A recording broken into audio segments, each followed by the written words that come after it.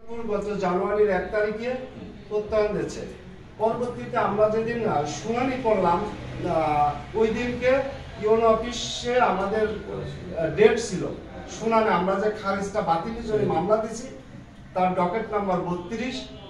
এই খারিজ বাতিল ইউনো স্যার আমাদের সামনে এটা উপস্থাপনা করলো যে আপনাদের কি আছে।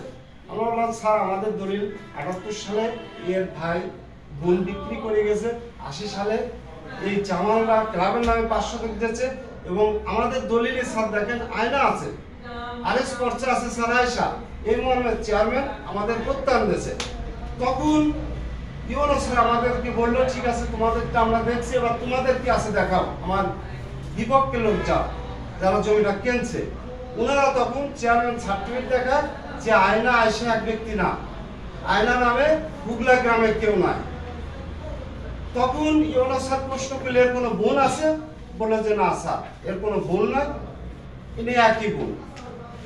এখন পরবর্তীতে ইউনো স্যার আমাদের একটা শুনানির ডেট দেবে, তার ভিতরে যে এই যে ওয়ারিশ সার্টিফিকেট আছে ওয়ারিশ সার্টিফিকেটটা ভুল, একজন ওয়ারিশ বাদে এই জমিটা রেজিস্ট্রি করছে।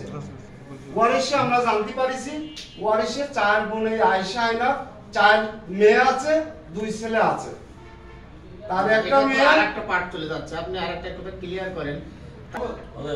একটা ফটোকপি নেছে, সেখানে ইউনো স্যার বললো যে এটা যে আপনারা নিয়ে আসছে ওনারা অরিজিনাল সার্টিফিকেট দেখাচ্ছে, আপনারা অরিজিনাল কই।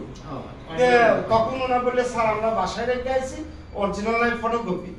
তখন বললো আপনি জানেন না এখানে আজকে শুনানি। সেই ফটোকপিতে এই আয়না বা আয়েশার পরিচয়টা কি আছে? আয়না আয়েশা আলাদা ব্যক্তি। ওনার স্বামীর নাম কি? বিবাহিত ছিল কিনা? ওনার স্বামীর নাম আব্দুল জব্বার। সে কোথায়? এখানেও আব্দুল জব্বার। এখানেও আব্দুল জব্বার। আর দলিলে আয়েশা আয়না, দলিলেও আব্দুল জব্বার।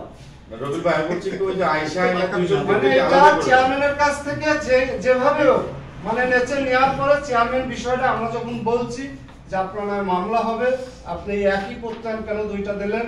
কাচারি তহসিলদার এসে বলছে আমি কিন্তু লিখিত দেবো ইউনো অফিস ডিসি অফিস, আপনি কেন এই প্রত্যয়ন দিয়েছেন।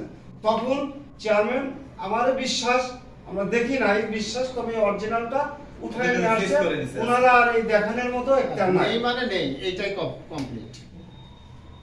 এটা আমাদের অরিজিনাল। আমরা তাদের কাছে যেটা হ্যারাসমেন্টের শিকার হচ্ছে না, সেটা এটা কি এমনি কোনো প্রভাবশালী ব্যক্তি বা কোনো রাজনৈতিক ব্যক্তির এখানে হস্তক্ষেপ আছে? এখানে প্রভাবশালীর ভিতরে যে জায়গাটা কিনছে তার বড় ভাই আব্দুল হামিদ, রানিং জগন্নাথপুর ইউনিয়নের জামাতের আমির। আমরা বিশ্বাস করি মানে এই 1.16 শতক, 1.66 শতক তার আপন বড় ভাই জগন্নাথপুর ইউনিয়ন জামাতের আমির এবং মেম্বার এবং এই আব্দুল হামিদ এরা ভাইরা ভাই।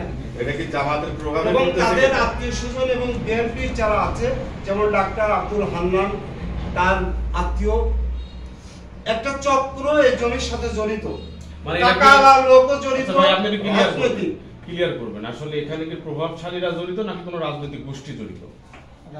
এটা রাজনৈতিক গোষ্ঠীগত প্রভাব খাটাচ্ছে সেটা বলেন। রাজনৈতিক প্রভাব না হলে পুলিশ আমাদের কেন দাবি করবে যে আপনারা এই জমিটা ছাড়ি দেন?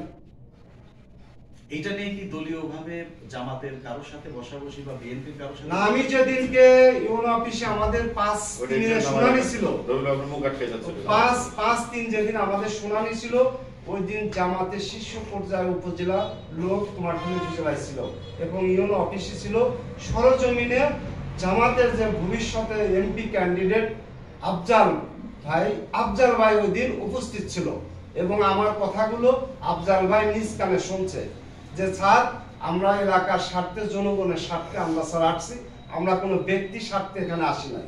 আচ্ছা, আমার এই কথাগুলো আফজাল ভাই শুনছে, কোনো জবাব দেয় নাই। এই যে বালি ভরাট আপনারা যে বাধা দিতে গেছেন, এই পরিপ্রেক্ষিতে আপনাদেরকে কেউ কোনো হুমকি ধামকি দিছে কিনা? হুমকি ধামকি যারা স্পটে ছিল তারা বলুন। স্পটে আমি তো স্পটে তো যারা খুলে দেন এরা ছিল। ওই জমির পাশে পূর্ব পাশের বাড়িটাই আমার। সকালবেলা ঘুম থেকে উঠে দেখি অনেকগুলো গাড়ি পশ্চিম পাশে